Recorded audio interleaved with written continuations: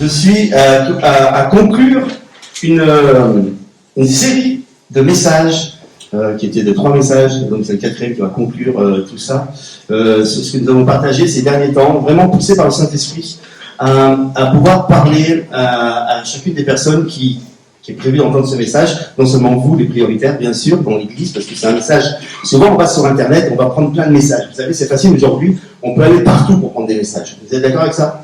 Mais Christ a son peuple à chaque endroit. Et à chaque endroit, il y a une mission bien particulière, il y a des choses particulières à chaque endroit. Et Dieu veut intervenir d'une manière particulière à chaque endroit, parce que chaque endroit est complètement différent. C'est vrai. Il y a des topos, il y a des endroits où l'ennemi rôde, il y a des choses qui sont là, il y a vraiment des affaires qui sont là, qui sont bien précises, et tout le monde ne réagit pas de la même façon. Et le Seigneur a une stratégie particulière pour chaque région, et c'est pourquoi il est important de pouvoir, c'est vrai, d'écouter tout ce qui existe au niveau des messages. Mais quand le Seigneur parle de ton Église, il te parle à toi. Il parle au corps, il parle à ta personne, il parle à celui qui doit intervenir dans le local, dans cet endroit-là, dans ta région, dans ta maison, dans ta famille, ici. Et c'est un message particulier. Et ce que moi j'aime, j'écoute beaucoup de messages à l'extérieur aussi, mais on doit être encore plus efficace à l'écoute. On peut être enseigné par l'extérieur, mais on doit être à l'écoute précisément de ce que le Seigneur veut pour notre Église locale. C'est très, très, très important. Et je sais que vous y faites attention à cela. Et nous sommes donc sur ces conclusions de 3 messages. Et c'est des messages, en fait, je me dis, pourquoi est-ce que tu prêches ce message? Pourquoi au début, le Seigneur m'avait donné ces thèmes? C'est assez spécial. Et le premier, c'était attaque, audace et approbation. Attaque, audace et approbation. C'était l'histoire de Jonathan, le fils du roi Saül, qui va attaquer l'ennemi avec son porteur d'armes. Pourquoi est-ce qu'il va faire ça? Pourquoi est-ce que nous avons besoin de cela? Souvent, la meilleure défense, c'est l'attaque.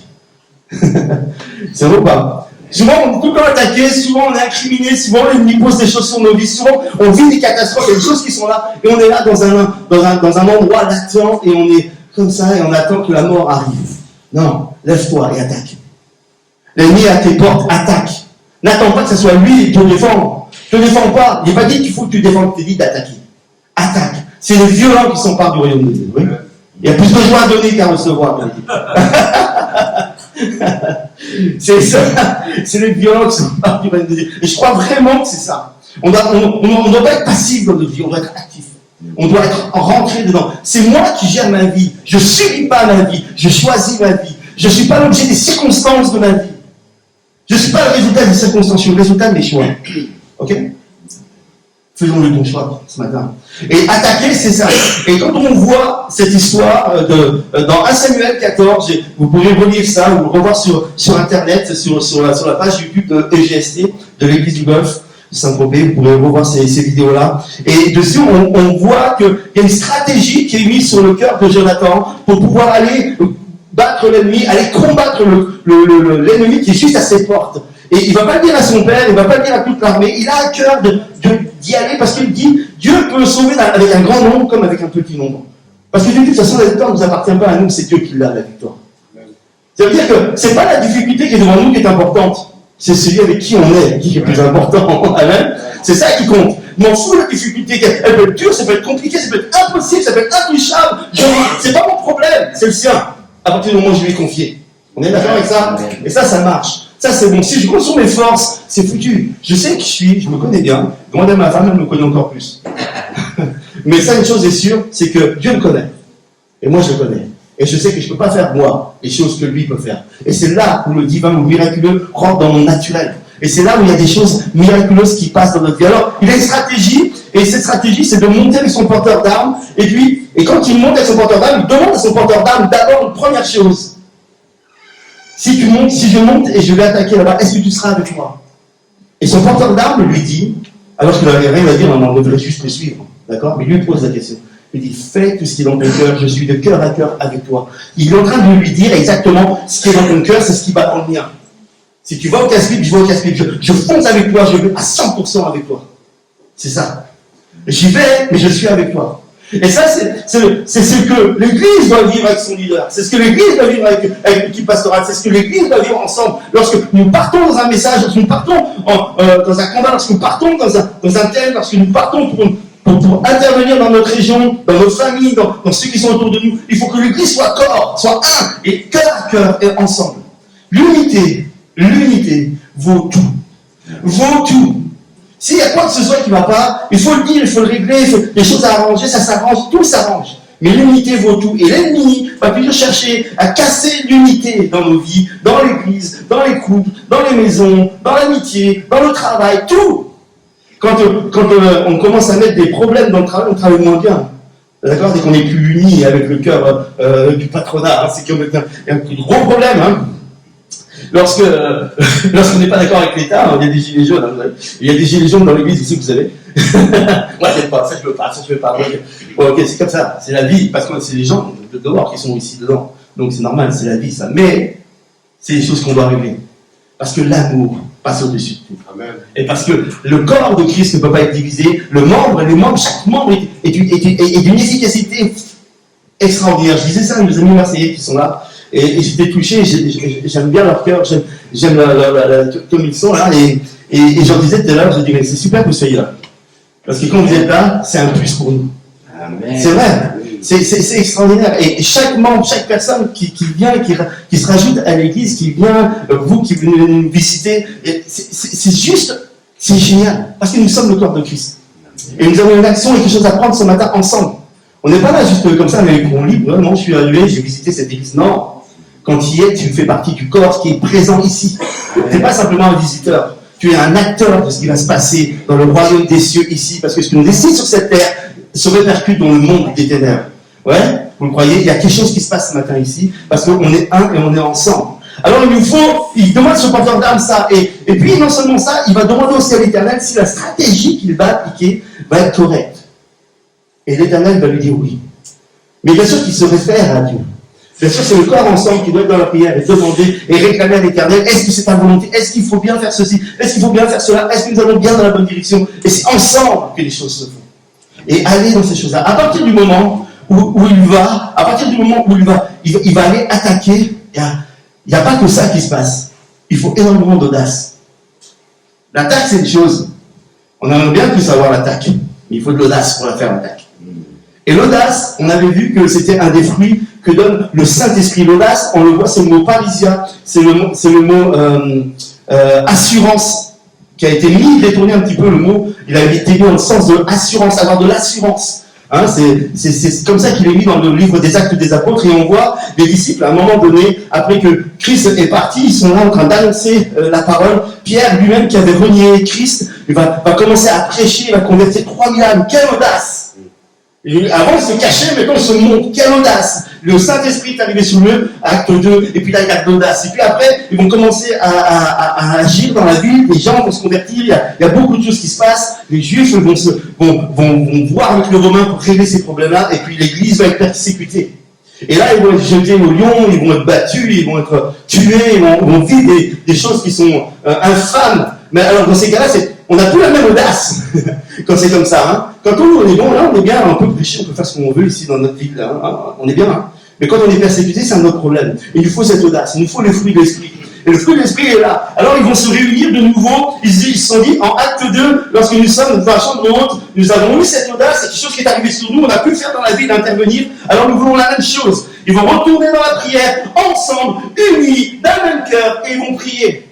Et là, le lieu où ils étaient va se mettre à trembler, ils vont être remplis du Saint-Esprit, et ils vont sortir avec l'audace.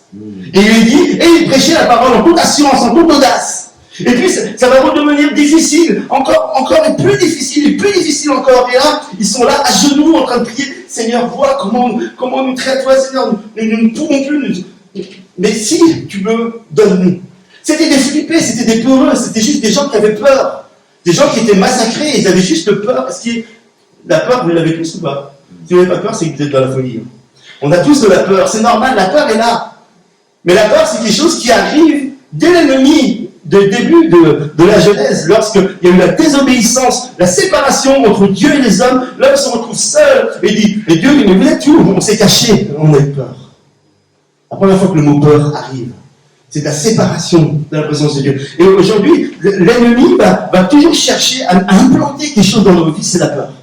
La peur que, si tu connais l'évangile, qu'est-ce que va penser mon ami?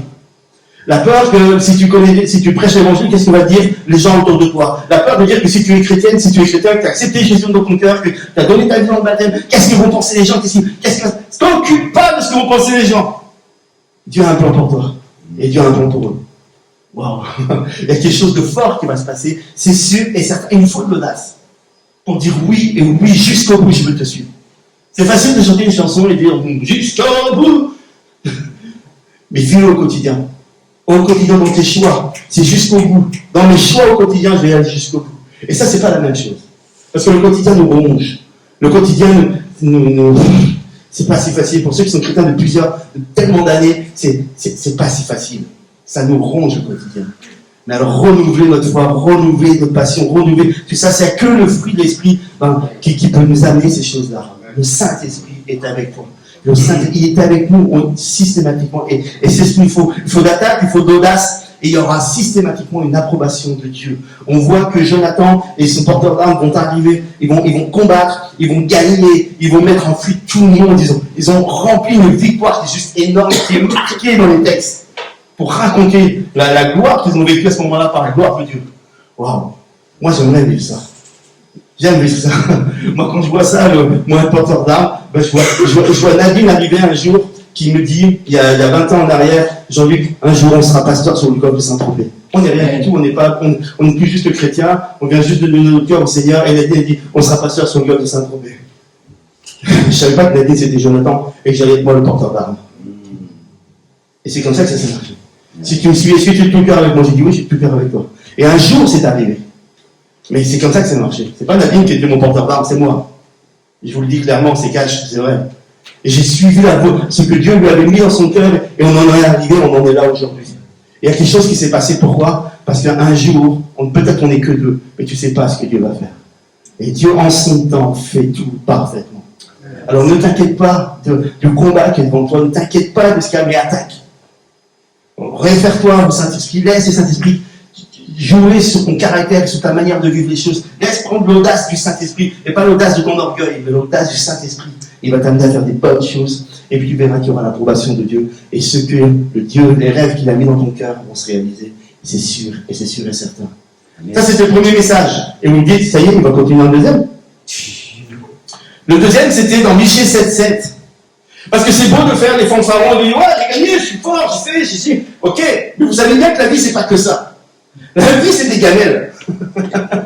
Hein? Si on regardait les enfants de la télé de chacune de nos vies, vous savez, le film, l'émission Les enfants de la télé, vous avez connu ça? Ouais, vous avez connu? T'as connu? Ouais. Bon, mon père me l'a raconté, moi je suis trop jeune pour ça. Mais les enfants de la télé, il y avait, à chaque fois, ils prenaient un invité, puis ils montraient les gamelles. Les mauvais moments où ils ont passé, les mauvais films, leur première télé, tout, c'est vraiment, ils disaient, alors on va mettre des casseroles, on va mettre des gamelles, ils montraient ça. Mais la vie, c'est ça, en fait. La vie, c'est des gamelles, c'est des casseroles. C'est vraiment pas. Je me prends pour un grand, pour un héros, mais que celui qui est debout, prenne garde de pas tomber, la Bible dit. Et c'est vrai, parce que, exactement, ah, tout va bien, hein. Et là, on se prend une gamelle, on l'a pas vu. Hein, quand on n'est pas, comme ça. Et il y avait un petit texte, et le thème de ce message, c'était si je tombe, je me relève. Et puis j'avais mis un petit texte qui était de Michel-Ange qui a écrit ça, il dit, le plus grand défi n'est pas de viser un objectif trop ambitieux et de le manquer, mais de choisir une cible trop facile et de l'atteindre. Ouais? Ça c'est fort. Parce que souvent c'est non, moi je veux que des petits trucs. Non, vise un grand objectif et plante-toi, mais plante pas tout ton cœur. Mais va grand, vise, vois haut, vois loin, vois. C'est ça que c'est Seigneur veut pour chacune de nos vies. Parce que pourquoi? Quand je vais viser quelque chose de petit, si je peux l'atteindre, pourquoi Dieu va être avec moi s'il m'a déjà donné les capacités naturel pour le faire. Vous êtes d'accord? Pas besoin de m'évacuer pour savoir lasser mes chaussures.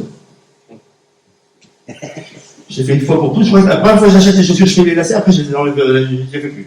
C'est comme ça. Bon. Mais ce que je suis capable de faire, je n'ai pas besoin de Dieu. Il l'a mis en moi, c'est une grâce qu'il a mis en moi, j'ai des qualités. D'accord? Mais tout ce qui est impossible, c'est lui qui le fait.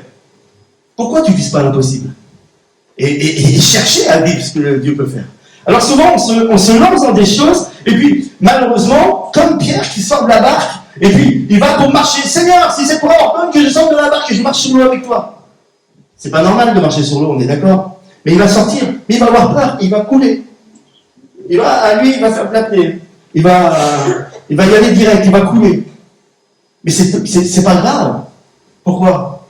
Seigneur, sauve-moi. Et le Seigneur me prend par la main et me lève. Est-ce que les gens oublient de réfléchir à ça? C'est que le retour, il l'a fait sans tomber. Il a marché sur l'eau jusqu'au bout et rentré dans la barque.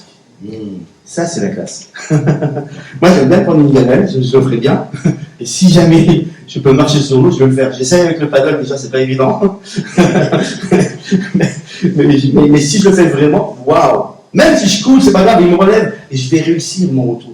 Amen. Donc, il a réussi. Et ça, souvent, on s'arrête sur ça. Et Michée 7,7, qui était là, qui est un verset qui est hyper important lorsque tu sens que tu as chuté, que tu sens que tu es en bas, que tu sens que tu n'as pas fait ce qu'il fallait, que tu t'es fait ramasser parce que tu as cru bien faire, mais finalement, on n'est que des humains et le Seigneur sait que nous sommes que poussière. Ne vous inquiétez pas.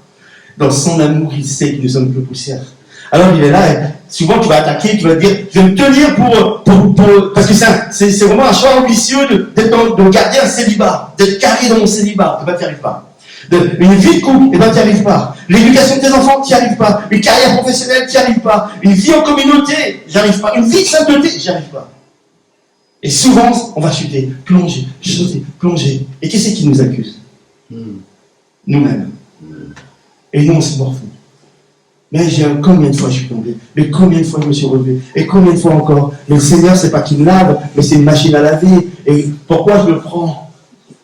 Et puis, on n'accepte même plus de s'approcher de lui, s'approcher de Dieu. On se dit, mais tout ce que je fais, ça marche pas. Et puis donc du coup, on tente même plus, on n'ose plus, on fait plus rien. Donc on fait que des petites choses qu'on sait capable de faire. Mais il n'y a plus de miraculeux dans notre vie. Quelle erreur! Quelle erreur!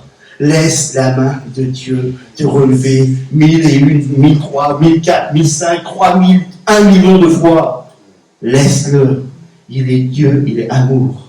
Amen. Dieu est amour. Amen. C'est son ADN. Dieu est amour. Dis avec moi.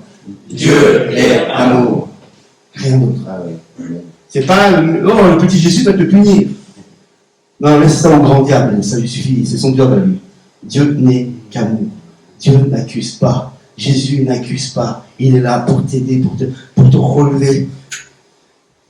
La parole de Dieu dans ce verset-là nous dit, c'est soit je réussis, soit j'apprends. Je reste pas en bas. Soit je réussis ma vie, et dans toutes les difficultés que je peux vivre, soit je réussis, soit j'apprends. Tu n'es jamais en défaite avec Dieu. L'évangile ne te met jamais dans la défaite. Jamais Dieu ne t'accuse, jamais. C'est soit tu réussis, soit tu apprends. Lorsque je suis heureux, lorsque vous êtes heureux, Dieu le voit, non? Il a ses yeux sur vous, on est fait pas. Oh, je ne vais pas bien m'occuper de lui, il est heureux. Je ne regarde pas, je ne m'en occupe pas. Vous voyez que Dieu fait ça? Non, hein? Alors autant plus quand je suis tombé, je suis dans la chute, vous croyez qu'il ne me regarde pas? Il me regarde tout le temps. Dieu a un regard d'amour sur ta personne, sur qui tu es, sans arrêt. Alors que nous étions pécheurs, il est mort pour nous. Amen. Il n'a pas envie que tu sois parfait. Tu ne peux rien faire de plus pour qu'il t'aime, et tu ne peux rien faire de moins pour qu'il t'aime moins. Il t'aime. Ça reste comme le soleil, cette boule. Ça reste, ça ne peut pas. Ça restera et ça reste définitivement. Et ce verset, il est là, il est fort dans Michée 7,7 qui dit, regarde-moi mon ami, car si je suis tombé, je me relève. Si je suis dans les ténèbres, eh ben, le Seigneur sera ma lumière et me fera sortir de ces ténèbres. Alors que nos yeux voient la noirceur de notre vie actuelle, nos cœurs ont besoin de voir la lumière d'une nouvelle possibilité. Et ça, c'est l'évangile. Ça, c'est Jésus-Christ. Il est là pour nous donner, justement, de voir les nouvelles choses. L'Éternel est ma lumière, et si je suis dans les ténèbres, il me fera sortir à la lumière. Bien sûr, on n'a pas juste arrivé les problèmes physiques, on a aussi arrivé les problèmes de l'état psychologique. Et l'état psychologique, où tu te trouves, va déterminer tes choix. C'est vrai? Notre état psychologique détermine nos choix. Bien souvent. Et ça, c'est très dur. Les choses importantes, c'est que nous sommes nos propres leaders de notre propre vie. Nous devons choisir ce que l'on veut pour notre vie, qu'importe les situations que nous vivons. Et ça, nous sommes les leaders de notre existence. Et notre vision de vie a une influence sur nous et sur les autres. Vous vous rendez compte? Donc ton état psychologique, c'est ta vision de vie, c'est ta philosophie, c'est la manière dont tu veux appréhender les choses qui sont devant toi. Et tout ça, ça peut être compliqué. Quand le peuple va voir Goliath, et que Goliath lance le défi, le peuple va dire « Waouh, il est trop grand, trop puissant, on ne peut pas le combattre. Il est trop grand, c'est pas possible. » Et David, quand il va le voir, il va lui dire « Waouh, il est trop grand, je ne peux pas le louper. » Deux choses différentes. Vous êtes d'accord avec ça? C'est exactement ce qui se passe là. Il dit, je ne peux pas le louper, lui. C'est trop facile. On ne peut pas. J'aime ce petit texte qui dit, la vie est un océan de peur ou de victoire, de défaite ou de conquête. Tout dépend de comment on le voit. Tout dépend de comment on le voit. Sache que, quoi que ce soit dans l'état où tu es ce matin, ou l'état où tu seras demain, si l'Éternel est avec toi, il te relèvera. Il te relèvera. Il te relèvera. Il te relève encore et encore et encore et encore. Il ne s'arrêtera jamais. Il ne se lasse pas de nous relever. Dieu nous aime. Il veut nous faire apprendre. Il veut nous faire apprendre. Ou je suis dans la victoire, ou alors j'apprends. Il veut rebâtir notre vie, bien sûr, physiquement et psychologiquement, complètement.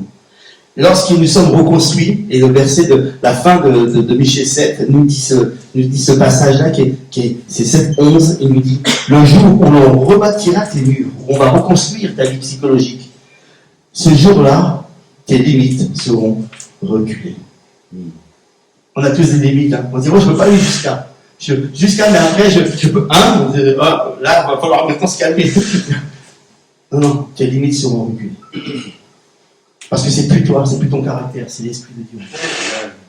Supporte tout, aime tout, croit à l'impossible. C'est waouh, c'est juste les fruits d'esprit qui sont en nous. Nous croyons vraiment que nous pouvons, de la part de Dieu, et c'est ce que Dieu a fait expérimenter, nous l'avons vécu pour certains, que nous avons des limites qui sont complètement repoussées. Nous sommes de plein choix et de plein droit dans notre vie. C'est pas ceux qui m'environnent qui décident ça. Et puis le troisième passage que j'avais pris, c'était sur 1 Samuel 30. Et puis j'avais mis ça, tiens, d'ailleurs j'ai ça là. Vas-y, Spielberg, si tu peux. J'avais mis ce petit passage là. On va le laisser derrière après. Voilà. Le meilleur de ce que nous sommes est le résultat de ce que je n'aurais jamais voulu vivre. Ça vous dit quelque chose? Le meilleur de ce que nous sommes est le résultat de ce que je n'aurais jamais voulu vivre. Ouais. Parce que Dieu prend une circonstance de notre vie pour nous amener dans la croissance. Ce que Satan fait en mal dans nos vies, Dieu le détourne en bien. Là, voilà. Satan fait une offre qu'il le trompe à chaque fois. C'est simple. Il ne sait pas le lendemain. Il connaît que le présent et le passé. Mais tout de suite, là, il ne sait pas. Mon choix va terminer mon lendemain. Il ne sait pas. Ça veut dire que, finalement, il peut mettre tout ce qu'il faut pour que vous chutiez, mais ce que vous allez apprendre va vous renforcer. Va vous rendre encore plus fort. Va vous rendre encore plus résistant. Hein? C'est ce qu'on fait avec l'acier. Hein? Quand on martèle dessus, on prend là, on compresse, on le fait devenir plus solide, plus fort, plus précieux. Ouais. Et après, on plonge dans le baptême. Comme ça qu'on le fait. Je ne sais pas si vous regardez l'émission là, sur les forgerons. Il montre comment faire tout si on le fait. C'est juste fort. Passons. 1 Samuel 30 nous dit tout perdre, tout reprendre, tout partager. Alors, entre tout perdre et tout partager, il y a quand même un travail qui se passe. Il y a quand même un truc qui s'est passé dans cette histoire-là. Et on voit David qui a confondu appel et opportunité, productivité et fécondité, succès et résultat. Et reprenez le message sur Internet et puis vous verrez, on ne va pas débattre sur ça, on ne va pas prendre plus de temps que ça, mais c'est très important, en tout cas, ces choses-là. Il part dans un projet où il n'a rien à faire, David. Il part en conquête, il part dans une guerre, il part dans un projet, mais tu n'as rien à y faire là-bas. Qu'est-ce que tu vas faire là-bas, David?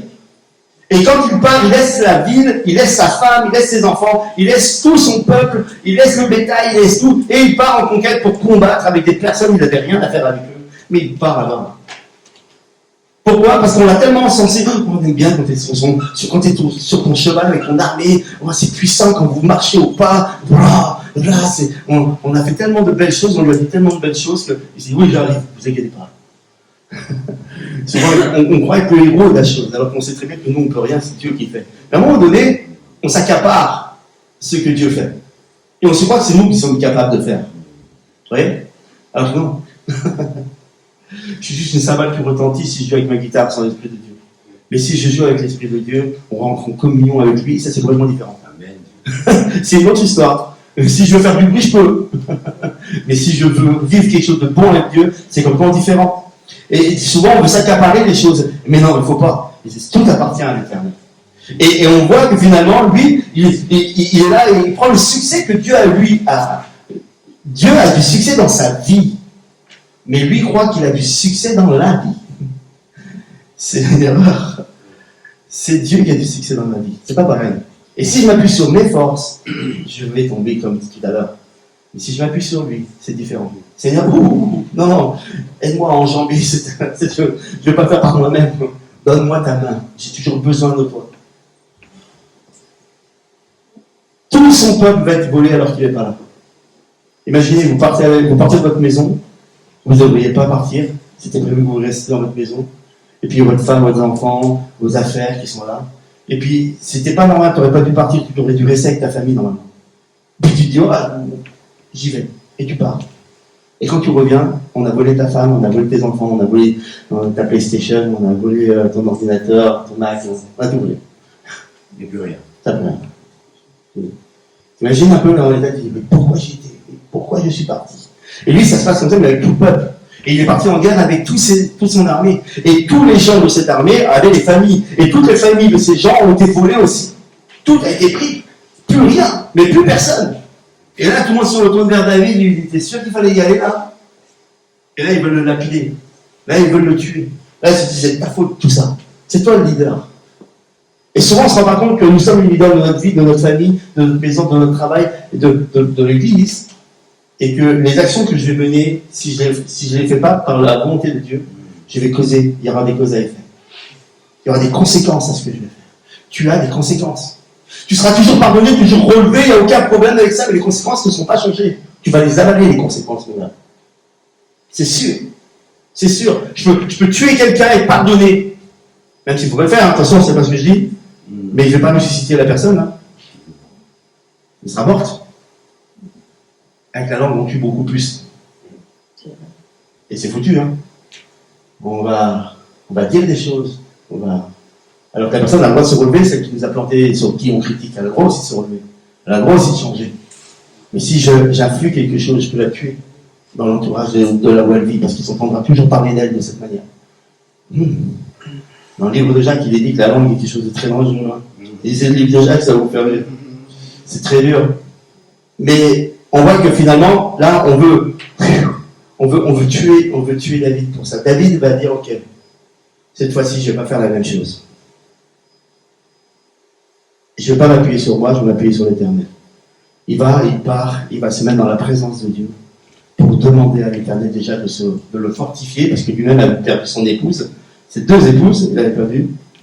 Et il y en avait une qui s'appelait Grâce. La grâce, vivre dans la grâce, le partage de la grâce, frère, sœur de grâce. Et puis l'autre qui était la joie est en Dieu. Ça veut dire qu'il a perdu cette faveur de Dieu, cette grâce qui était sur lui, entre guillemets, si on veut faire un parallèle, et perdre aussi la joie qu'il avait en Dieu.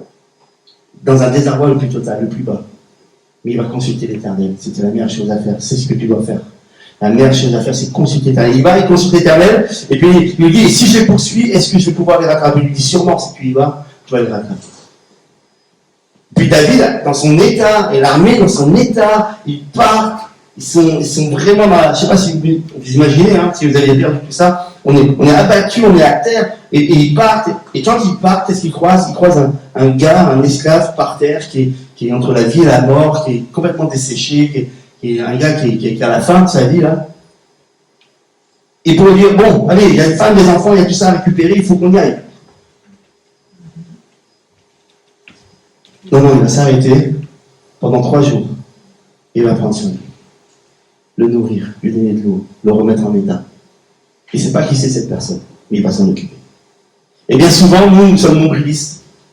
On vit tous des choses. Et quand on discute, c'est moi, et moi j'ai vécu ça, et moi j'ai ci, et moi j'ai ça, et moi j'ai ça. Et à côté de toi, il y a quelqu'un qui simplement qui a besoin d'une parole, peut-être juste que tu l'écoutes, peut-être que tu arrêtes de parler de toi. Écoute-la, celle-là aussi qui souffre. Prends soin de ceux qui sont autour de toi.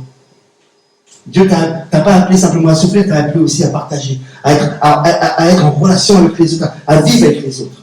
Et souvent, on n'est que nous. Et Satan, c'est ce qu'il veut faire. Il veut te cloisonner avec tes propres problèmes pour ne plus être influent sur les autres. Mais Dieu ne nous appelle pas à ça. Ce que je vis, je le vis, mais je fais le choix de dire, je vais le vivre en Dieu et je garde ma joie. Et maintenant, je vais partager encore avec les autres. Qu'importe ce que je vis. Souvent, on est là dans les personnes on est stupéfait de voir des personnes qui ont des maladies graves et tout, qui sont encore là, qui encouragent d'autres. Et on dit, mais comment ils font? Mais c'est l'attitude. C'est la vraie attitude qu'on doit avoir. Qu'importe ce que tu vis, les autres vivent encore autour de toi. Et tu peux être un élément de bénédiction pour les autres. Et lui, il met ça de côté, il ne regarde pas son nombril, il regarde à ce qui est devant lui. Il a le cœur, selon le cœur de Dieu. C'est un homme qui aime les gens, qui aime l'autre. Alors il va le faire, il va l'aider. Il ne savait pas que cet homme était la clé pour résoudre son problème. Il savait exactement où se trouvait le troupeau, la famille, tout le monde. C'est cette personne-là qui va lui dire exactement où ça se trouve. Un GPS tout neuf. Il l'amène exactement au bon endroit pour avoir la victoire. Et David va tout récupérer. Personne n'est mort. Il va tout récupérer. Les soldats vont récupérer leur famille en entier, leur bétail, tout. Ils vont tout récupérer, même plus encore, parce qu'il y avait eu la guerre. Ces méchants avaient fait beaucoup de malheurs avant. Et donc, du coup, ils avaient rapporté beaucoup de choses qu'ils avaient volées ailleurs. Et bien, David va tout récupérer. Même ça, même le butin qu'ils avaient. Donc, du coup, il va avoir encore plus et plus et plus et plus et plus. C'est pour ça que c'est énorme de voir qu'on peut dire que tout perdre, tout reprendre et tout partager. Il va prendre, il va repartager et redonner. Et à tout le monde, il va bénir tout le monde. Vous imaginez? Une source de bénédiction. C'était mal embarqué au départ. Hein. Mais ça prend tout un chemin, tout un cheminement, un endroit, un moment où, lorsque je fais face à mes propres erreurs, je sais me repentir. Je dis, là, j'ai pas été bon. Là, Seigneur, je vais te consulter maintenant. Là, ok. J'ai compris. J'ai vu. Et maintenant, emmène-moi plus loin. Non seulement il l'emmène plus loin, mais il l'emmène encore plus riche. C'est fort. C'est fort quand nous, on connaît l'histoire, mais quand il est dedans, quand tu es dans le problème, tu ne vis pas comme ça. Hein. On ne le vit pas comme ça. Je vous assure, on ne vit pas comme ça. On est dans la crainte, il y a tout ça. Alors, il faut pouvoir savoir se regarder en face et dire, j'aurais pas dû. Et je demande pardon, Seigneur. Rentrer dans ce moment-là. Et puis, aller chercher la faveur de l'Éternel. Rechercher sa joie. Rechercher ce qu'il veut pour chacune de nos vies. C'est jamais fini.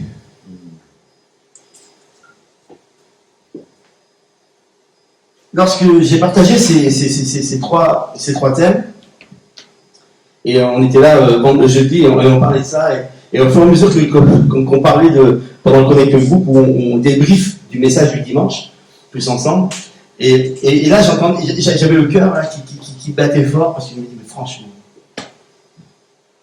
mais quel Dieu nous a mis. Non mais c'est juste incroyable. Depuis le départ, je parle de chute, je parle de gamelle, je parle de pas tenir bon, pas tenir ses promesses peut-être, pas tenir... Et puis finalement, il est toujours là. Il est toujours là à m'aimer, toujours là à m'encourager, toujours là à me relever, toujours là après. C'est juste incroyable. Et là, d'un coup, j'ai ping. Je dis, ça me fait penser vraiment à l'histoire du Père prodigue. Vous connaissez ça, l'histoire du Père prodigue? Non? Vous connaissez pas? Non. Ben, c'est simple. C'est tel père, tel fils. Hein. Donc c'est l'histoire du fils prodigue. Oui. Vous le retrouvez trouver ça dans l'histoire du fils prodigue. Vous savez ce que ça veut dire, prodigue? Qui dépense sans mesure, follement, et qui donne sans compter quelque chose.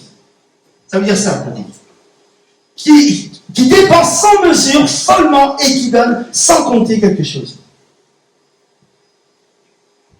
On parle de l'histoire du fils prodigue, qui, sans compter, va voir son père, et dans ces termes, de ce qu'il va employer exactement dans le livre de Luc 15, il va dire exactement, donne-moi la part d'héritage qui doit me revenir. En fait, il est en train de dire à son papa, papa, tu crèves aujourd'hui, et dans ces termes bien croches, tu crèves aujourd'hui, et tu me donnes l'héritage. Il décide que son père est mort pour lui aujourd'hui, il prend l'héritage. Waouh. Il y a des écrits, des historiens, c'est Flavius Joseph qui écrit ça, c'est un historien de l'époque romaine, et qui écrit les rites et l'histoire de comment ça se comportait dans ces temps-là, comment les gens vivaient, comment il y avait comment ça fonctionnait dans cette époque. Et c'est super de voir cette histoire-là. Il raconte l'histoire, et il parle de Jésus, il parle de ces choses comme ça. Mais quand on voit les rites, c'est qu'il y avait des parents à cette époque, ils étaient capables de faire un enterrement et vivre l'enterrement, créer la cérémonie pour leur fils qui n'était pas mort. Parce que simplement, ils le reniaient. Alors pour le renier, ils disaient, mon fils est mort, c'est définitif. Je fais l'enterrement, il faisait la cérémonie, c'était une croix, c'est fait, c'est dead. C'est fini, on n'en parle plus. Il le faisait. Et le fils qui dit à son père, t'es mort, donne-moi l'héritage. Et son père, je suis bien, moi, tout va bien, pourquoi? Et son père va lui donner sa part d'héritage. Et lui, il est complètement ouf, il part, et il va dilapider son argent, et on voit à la fin des versets, dans le chapitre 20 à peu près, où le frère critique celui qui revient plus tard, il dit, il a dépensé son argent avec des prostituées. Il a fait, il a claqué, il a délapidé, il n'a pas calculé, il n'a pas compté, il a fait tout et n'importe quoi avec cet argent, avec tout ce qui devait lui revenir. C'est juste fou, hein, c'est juste fou ça. Et ce gars, il est là, il est de cette attitude-là. Le père, lui, il n'a pas renié son fils. Il lui a donné. Il a laissé son fils partir. Et le père, il est là, et il est stupéfait de ce qui se passe. Puis le fils, finalement, part, ayant tout dilapidé, la famine arrive dans la région, et lui-même, il n'a plus rien à manger, il voudrait même manger simplement ce que les cochons mangent. Il est dans cet état-là. Alors qu'il était enfant d'un richissime. Enfant d'un richissime. C'est juste dingue cette histoire, hein, vous êtes d'accord avec moi, hein? Mais le verset qui est stupéfiant, et c'est ce verset-là surtout qui est important dans le verset 20 du chapitre 11, c'est qu'il est dit, comme il était encore loin. Ce passage-là est important. C'est à un moment donné, le fils rentre en lui-même et dit, waouh, mais j'ai fait n'importe quoi. Ok, j'irai vers mon père. Rentrant en lui-même, il va rentrer, il va se parler à lui-même, dans son intérieur, il va dire, ok, j'irai vers mon père, je lui demanderai pardon, et je lui dirai, j'ai péché contre toi le ciel, et traite-moi comme un de tes mercenaires, traite-moi comme un rien du tout, mais au moins, j'aurai à manger. Alors il décide de repartir vers le père. Et ce verset arrive fort, et il dit, comme il était encore loin. Comme il était encore loin. Et peut-être tu es encore loin du retour de Dieu, du retour de ton cœur vers lui. Peut-être tu es encore loin, ou pas encore dans l'accès de dire, je crois qu'un jour je vais peut-être m'engager dans les eaux du baptême, je vais suivre Dieu, je vais donner mon cœur. Peut-être tu es encore loin. Mais comme tu es encore loin, la Bible nous dit, le verset qui suit, son père le dit. Et peut-être tu es très loin en ce moment. Peut-être toi qui regardes la vidéo, tu es très, très, très, très, très loin. Mais le Père te voit. Le Père te voit. Et il ne le voit pas en disant, tiens, je vais faire un truc, et puis d'un coup, hop, qu'est-ce qu'il y a là-bas? C'est pas comme ça. C'est que les coutumes de l'époque, c'est qu'à la nuit tombée, il y avait une lampe qui était mise devant la maison, qui éclairait pour attirer les personnes qui seraient perdues pour trouver le chemin de la maison. Il y a une lumière qui est dans le ciel, il y a quelque chose qui est installé pour que tu retrouves la maison, constamment.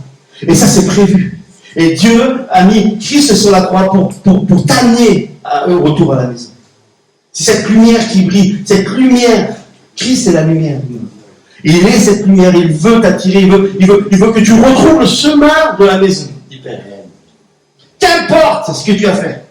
Qu'importe ce que tu as fait, il est là, il attend. Et le Père était devant le perron, il attendait tous les jours le retour de son Fils. À chaque instant, il était là, il regardait, il attendait. Il reviendra vers moi, il reviendra vers moi, il reviendra vers moi, il reviendra vers moi. C'est ce que Dieu fait pour chacune de nos vies à chaque instant. C'est un Père prodigue. Il est fou. Il est démesuré. C'est extravagant ce que fait Dieu dans son amour pour nous. C'est complètement c'est improbable. C'est pas normal. On ne réagirait pas comme ça. Mon fils me dit, t'es mort, t'as une preuve, comment ne suis-je pas? Moi, je vais l'attendre sur le perron. Je pense que je vais pleurer, oui. Mais ça sera pas facile de l'attendre. Mais Dieu est comme ça. Dieu est comme ça. Il attend, qu'importe. Si j'ai exagéré le pire du pire, qu'importe. Il est là. Combien disent Dieu n'existe pas, Dieu est mort, Dieu est là. Le Père est mort. Je vais dire le bien qui m'a mis en mort. Et c'est ça. Mais Dieu aime, il attend ton retour. Et comme tu es encore loin, Dieu, le Père, le vit. Et il dit, et il fut touché de compassion. Moi, j'aurais remonté les manches. On va régler quelque chose d'abord, avant que tu rentres à la maison, mon gars. On va mettre 2-3 petits trucs en règle. Vous êtes d'accord, on est tous comme ça? Enfin, pour ceux qui me ressemblent. Non, là, le Père est ému de compassion. Il est ému de compassion. Comme il était encore loin, le Père le vit et fut touché de compassion. Et du coup, le Père s'est mis sur le rocking chair et il dit, attends qu'il arrive, je l'attends ici.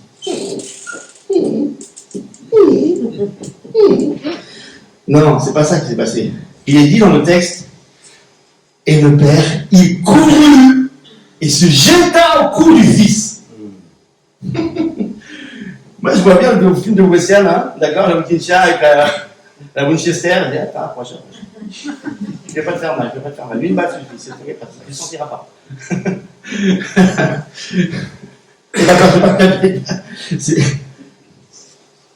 Le Père le vit, fut touché de compassion, et c'est le Père qui court vers le Fils. C'est le Père qui court vers le Fils pour sauter à son cou.